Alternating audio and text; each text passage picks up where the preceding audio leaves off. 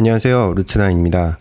많은 분들께서 그렇게 기다리시던 에어파워 프로젝트가 안타깝게 취소되었습니다. 애플은 지난 3월 29일 금요일 애플의 엔지니어 수석 부사장인 댄 리시오가 직접 밝힌 내용을 살펴보면 오랫동안 수많은 노력을 기울였음에도 에어파워는 우리의 높은 기준을 성취하지 못했고 결국 그 프로젝트를 취소하게 됐다라고 CNN을 통해서 전했습니다. 미국 현지 반응도 상당히 충격적이고 만우절 이야기가 아닌가라는 의구심이 상당하며 우리 커뮤니티 반응도 충격적이라는 의견이 다수 있습니다. 에어파워가 취소된 진짜 이유는 무엇일까요? 이에 대해서 제 견해를 드리도록 하겠습니다. 에어파워는 2017년 9월 애플의 가을 이벤트에서 애플 아이폰 10주년을 기념하면서 출시한 차세대 아이폰 10을 공개하면서 처음 소개되었습니다. 에어파워는 당시 다른 무선 충전기들과 달리 애플의 제품들을 최대 3개까지 충전할 수 있는 능력을 자랑하면서 2018년에 보여질 것으로 말했었지만 정확한 출시 일정에 대해서는 언급하지 않았었습니다. 애플이 에어파워에 대한 광고는 특별히 하지는 않았지만 여러 곳에서 보여준 에어파워에 대한 이미지는 한 번에 아이폰,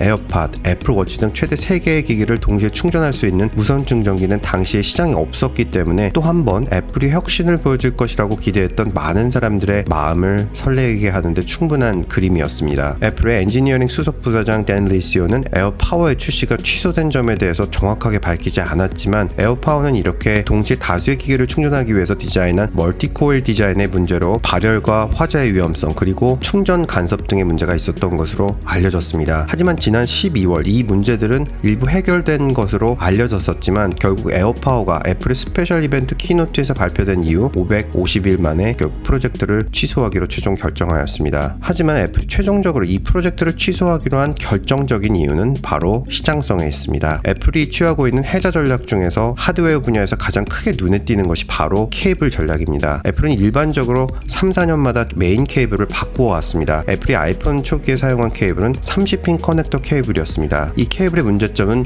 부피가 크고 거꾸로 꽂으면 들어가지 않은 문제가 있었는데 이를 해결하기 위해서 아이폰 5부터 라이트닝 케이블이 적용되었습니다. 그리고 2016년에는 USB PD 규격의 고속 충전을 지원하는 USB-C 타입 라이트닝 케이블도 발표합니다. 그런데 무엇보다 애플은 이 라이트닝 케이블에 MFI 인증 칩을 넣어서 서드파티 제3업체에서 생산해서 만드는 경우에는 애플의 인증을 받지 않으면 애플 기기에서 사용되지 않도록 제한하고 있습니다. 이를 두고 애플의 해명은 충전 관련 하드웨어는 발열과 화재의 위험성이 높기 때문에 애플에서 이를 인증하는 사업을 진행하고 있습니다 라고 말하고 있습니다. 하지만 애플이 초기 30핀에서 라이트닝 케이블로 변경하면서 수많은 서드파티의 독 액세서리에서부터 자동차, 오디오, 비디오 기기들에 장착된 모든 기기들이 무용지물이 되어버렸고 이로 인해서 30핀과 라이트닝 연결되는 새로운 아답터를 또 판매할 수 있었습니다. 특히 라이트닝 케이블은 내구성이 상당히 떨어지며 가격도 타사 제품에 비해서 3배에서 4배는 더 비쌌습니다.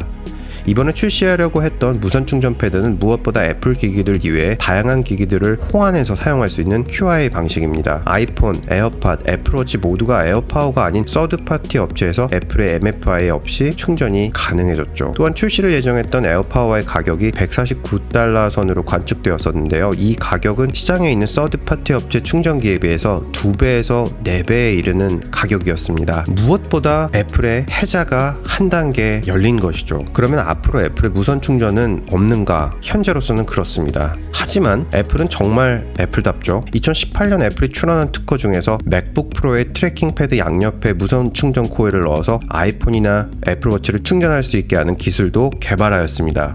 물론 차세대 맥북에 이 기술이 바로 적용될지는 현재로서는 미지수이지만 애플의 전통적인 해자 전략은 그대로 유지하면서 케이블이 필요 없이 맥북만 있으면 충전이 된다는 개념을 모두 가져가는 애플의 이런 기술과 전략은 정말 박수치게 만들 수밖에 없는 것 같습니다. 에어파워의 출시 취소 소식에 스티브 잡스가 생애 마지막으로 우리에게 보여주고자 했던 와이어리스, 무선에 대한 철학이 완성되지 못하는 것 아닌가 하고 실망했었지만 다음 차세대 맥북 프로에 꼭 무선 충전이 추가되길 희망해보겠습니다. 영상 내용이 좋으셨으면 구독과 좋아요, 알림 설정도 부탁드리겠습니다. 감사합니다. 보스턴에서 루트9이었습니다.